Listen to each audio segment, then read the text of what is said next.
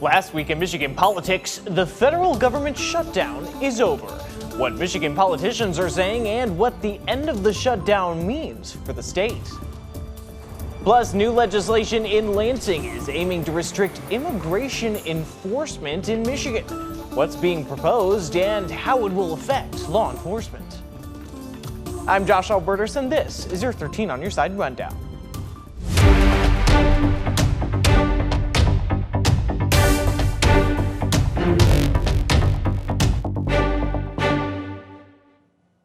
And we begin with the major news from Capitol Hill this week. After over 40 days, the longest federal government shutdown in U.S. history is now over. Late Wednesday, President Donald Trump signing a temporary funding bill extending the budget deadline and reopening the federal government. The bill will keep much of the government open until January 30th, if not longer. Republicans had advocated for essentially what was passed, short-term funding to open the government and end the shutdown. Well, many Democrats had held out for a deal that included extending subsidies under the Affordable Care Act, without which some estimate health care costs for many could skyrocket. Michigan's congressional delegation voting along party lines. Republican Congressman Bill Huizenga calling the shutdown totally unnecessary, saying, quote, "I hope Democrats in Washington take a long, hard look in the mirror. Their actions denied our military families their paychecks, denied food to low-income families, and jeopardized the safety of our nation's air travel." Meanwhile, Democratic Congresswoman Hillary Scholten taking a different position. She says, quote, "I will vote for a funding package for our country when it addresses the Republican-created health care crisis. My inbox is full of stories from West Michiganders who do not know how they will afford their health insurance when ACA credits expire at the end of this year. Without these credits, their premiums will rise by as much as 200% or more, and we are already seeing Michigan insurance companies leaving the marketplace. Before the president's signature, the House of Representatives agreed to the deal agreed to in the Senate as well. But what was actually in that deal? We verified. Let's verify. Let's start with what's been on the minds of many travelers in the last few days: air traffic. As the shutdown continued, the FAA had begun to implement restrictions on airlines' flights at major American airports. On Wednesday, that restriction sat at 6% of airlines' flights to 40 airports. If the shutdown continues, that percentage was expected to rise. If it continues and that number goes higher to an even greater number of flights being affected, you could see up to a week to 10 days of really getting back up to speed. In the Senate's deal, many departments and programs are funded at the same level as they had been, now through the end of January at the latest. That includes virtually every aspect of the Department of Transportation, though, as you heard there, the return to normal for flights may not be right away. Another big concern recently has been what will happen to the benefits under the Supplemental Nutrition Assistance Program, or SNAP. Throughout the shutdown, the courts have been going back and forth as to what level SNAP should be funded with emergency dollars. This deal provides over $100 billion in funding for SNAP. The program would be extended through next September. And then there's health care at the center of the debate. Democrats had been holding against Republicans' plan to reopen the government unless it included an extension to subsidies under the Affordable Care Act. Healthcare costs are only going up, and they will continue to accelerate if we do not act. In the Senate, they didn't get that, but members of the Democratic caucus there who jumped over to vote yes reportedly did so with the agreement that the Senate would take a vote on extensions next month. With your Verify, I'm Josh Alburtus. But after more than 40 days, the shutdown left lasting impact in its wake. When it comes to air travel, cuts to flights were expected to continue at many of the nation's busiest airports. The heads of the Department of Transportation and the FAA announced late Wednesday the decision was made to hold the 6% cut in flights to those airports in place after getting a recommendation from the agency's safety team. The DOT said this would remain as the FAA, quote, continues to assess whether the system can gradually return to normal operations. Among other impacts of the shutdown, some organizations giving toys to kids this holiday season said they were already seeing a lot more need this year amid all the uncertainty. That's a girl. Thank you. It warms everybody's heart. That's the spirit of the Santa Claus Girls, headed by President Tina Hudson. We started in 1908. Started with just a couple of families and a few dollars, and it's exploded now to where we are today. Now providing toys and winter clothes to thousands of kids in need each year. And for some, it's not just good tidings they bring, but tradition. There's a lot of volunteers here that either grew up having Santa Claus Girl help, or their parents in the Depression had Santa Claus Girl help. But some are left to wonder whether holiday cheer could be overshadowed by fear of current economic conditions. Does it seem like from the numbers so far that there is a bigger need this year? Yes, absolutely. The higher numbers come amidst economic uncertainty and confusion over things like the short-term future of food assistance benefits. We're just ascertaining from outside with our numbers climbing as quickly as they have this year. It's unusual. And the Santa Claus Girls aren't the only ones. We also got some numbers from a local organizer for Kent County Toys for Tots. We were told so far this year over 3,000 families have placed applications, and a total of almost 9,000 kids are in the approved registration process. That's about 1,000 higher at this time, we're told, than last year. Hudson said her organization will have to cap registration once it reaches over 10,000. But until then, they're prepared to spread their Christmas cheer. U.S. Pardon Attorney Ed Martin announced that 16 people who had been accused of being so-called false electors in Michigan were receiving preemptive pardons from President Donald Trump stemming from the 2020 election. 16 Republicans, including Wyoming Mayor Kent Vanderwood and former Michigan Republican Party co-chair Michon Maddock, among others, were listed in a document pardoning over 70 people shared by Martin on X. The document says it gives unconditional pardons to, quote, all United States citizens for conduct relating to the advice, creation, organization, execution, submission, support, voting, activities, participation in, or advocacy for, or of any slate or proposed slate of presidential electors, whether or not recognized by any state or state official in connection with the 2020 presidential election, as well as for any conduct relating to their efforts to expose voting fraud and vulnerabilities in the 2020 presidential election. Those who had been accused of being Michigan's so-called false electors were never charged with federal crimes, but were charged by the state for election crimes. After months of legal proceedings, all 16 had their charges either dropped or dismissed. The announced pardons would only protect against federal charges in the future. State lawmakers are considering new legislation that could affect how immigration enforcement is undertaken in Michigan. Coming up, what new requirements and restrictions could go into place for law enforcement if these bills become law.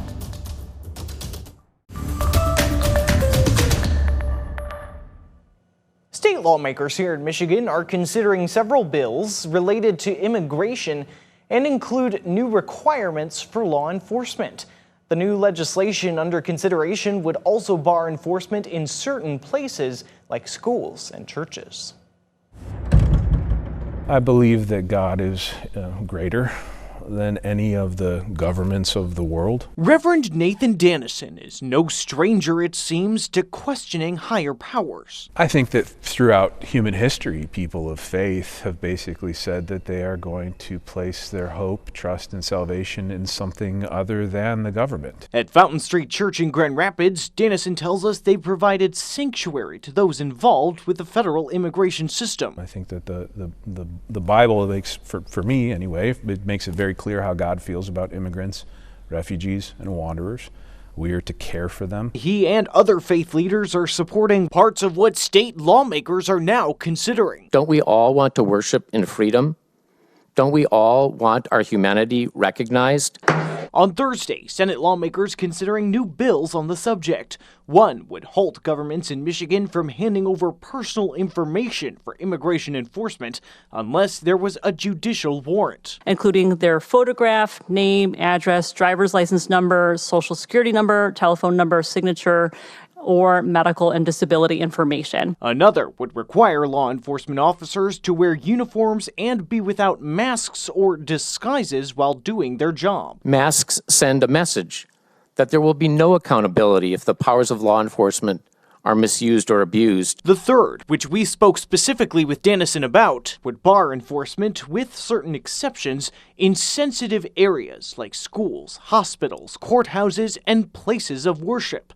But at least one lawmaker on the Senate Judiciary Committee was skeptical of aspects of what's proposed. I personally would absolutely not want to have law enforcement masks. I just don't know where you draw the line that you're going to be able to have anyone do it with the horrific threats and even actions against these people. The United States Supreme Court has rejected a call to overturn its same-sex marriage decision from a decade ago. On Monday, it was announced that the court denied an appeal by former Kentucky clerk Kim Davis. She gained national attention in 2015 for refusing to issue marriage licenses to same-sex couples due to religious beliefs. She was ordered by a lower court to pay $360,000 in damages. The justices rejected her case without comment.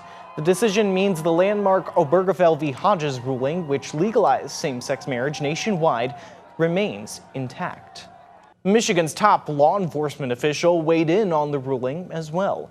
Attorney General Dana Nessel saying in a Monday statement, quote, "I am relieved for today's decision reaffirming same-sex couples' continued right to dignity and protection under the law, but we cannot take those protections for granted." Members of this Supreme Court have already told us they are willing to overturn Obergefell. It's only a matter of time before they do. Today's victory allows us a reprieve, an opportunity to bring our state constitution into alignment with the protections our residents are entitled to and have enjoyed for more than a decade. Now is the time to act. And one state senator, Democrat Jeremy Moss, has introduced a new resolution to strike Michigan's constitutional same-sex marriage ban from the books. But what could any post-Obergefell Michigan look like? We verified earlier this year. The possibility of Obergefell being overturned has had many asking what it would mean for their marriages, especially in a state like Michigan, where the state constitution may conflict with new federal law. So what would a post-Obergefell America mean for same-sex couples in Michigan? Let's verify. Our sources include the Michigan Constitution, the Respect for Marriage Act passed by Congress in 2022, and Tracy Brain, Associate Dean at Cooley Law School. Following a statewide vote in 2004, Michigan's constitution has included a small but consequential clause saying that, quote, "The union of one man and one woman in marriage shall be the only agreement recognized as a marriage or similar union for any purpose." So if Obergefell was overturned and the issue sent back to the states, Michigan would not be performing same-sex marriages anymore. But that doesn't necessarily mean people who live here wouldn't be able to have their marriage rights recognized here.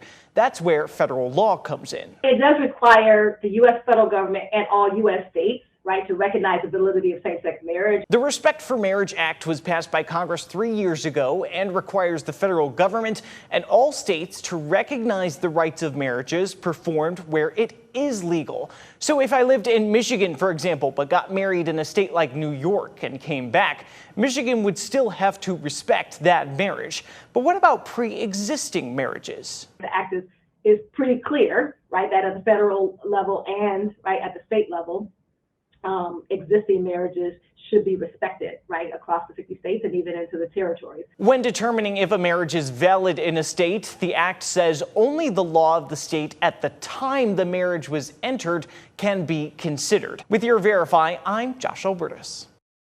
The Michigan State Board of Education has approved new state health education standards guidelines that include changes to sex education. That's despite some pushback from parents, religious leaders, and state lawmakers.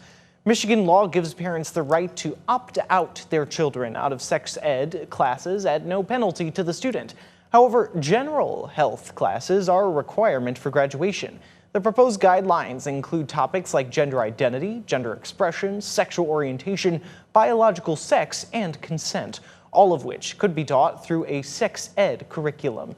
But some feel that the proposed guidelines blur the distinction by including elements like reference to consent that they feel could weave aspects of sex ed into the proposal meant to guide general health education standards. The default should always be that the parents are in control of their child's education, and especially in educating their kids about sex.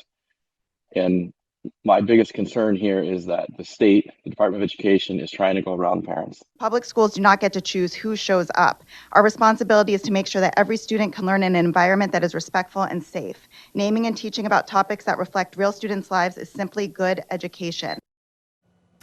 The vote was 6-2, and more than 100 people signed up for public comment.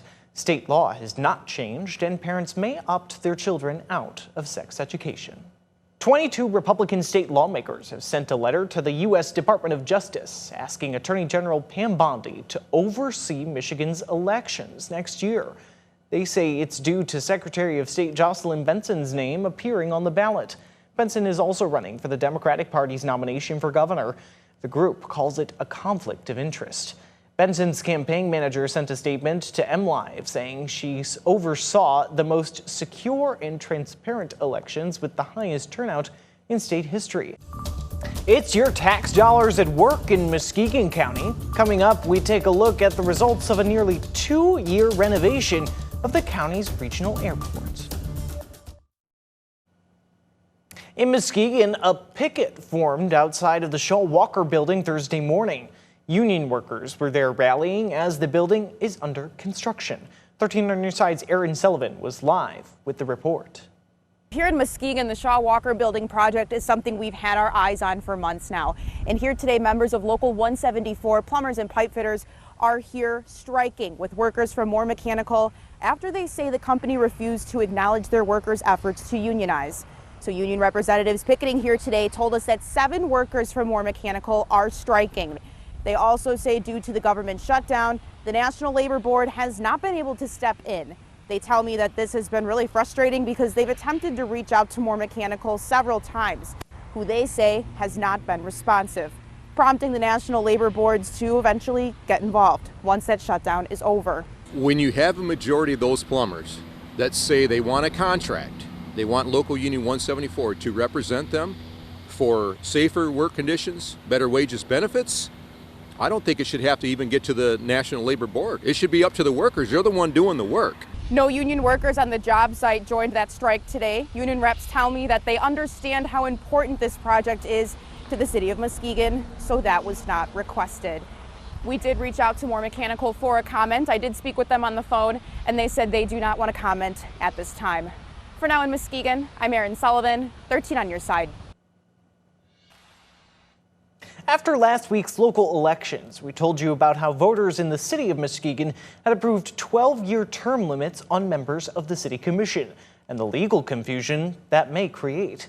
Now city leaders in Muskegon say they're trying to figure out how to interpret that amendment.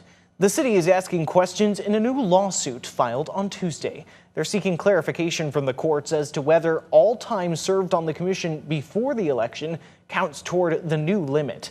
They're also asking about those who would have went over the 12-year limit by the time their terms are done. They're also specifically asking the court to confirm whether Mayor Ken Johnson and one member of the commission whose terms already elected terms would go past the 12-year limit may still serve their full terms.